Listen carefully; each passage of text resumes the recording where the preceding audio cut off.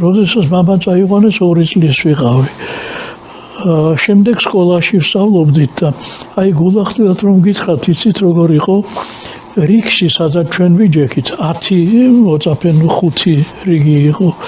იქიდან 5-ის მამას ჩვენ არ ვიცნობდით, იმიტომ რომ ომის პერიოდი იყო, მოგეხსენებათ, ზოგი დაპატიმრებული დახრეტილი იყო, ზოგი ომში იყო, ხო? აი 10 ბავშვიდან 5 უმამოთ ვიყავით, ესე იგი, მე იმის თქმა მინდა, რომ ეს ის პერიოდი იყო, როდესაც დედები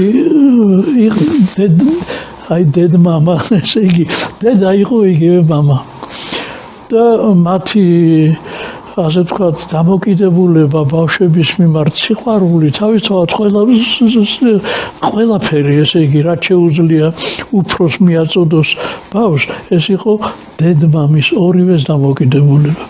დედაც ასე იქცეოდა, ხანდახან ის იყო ძალიან ვაჟკაცური, ხანდახან ჩემთვის ასე ვთქვათ, მეტად ის მაგალითად მეც მერე დედა ძალიან უნდოდა, რომ ვიოლინოზე დამეკრა და მეცადინობდი, მაგრამ ისი არ მიყვარდა, თუმცა მშვენიერი სვენა მქონდა მაშინ და მუსიკალურიც ვიყავი, მაგრამ ძალიან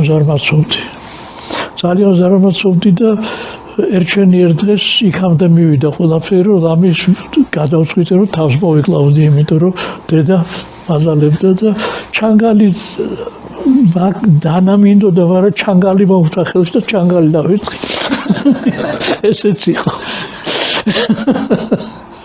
თუმცა უნდა გითხრათ, რომ დედას ბევრი რამ ჰქონდა ისეთი, რაც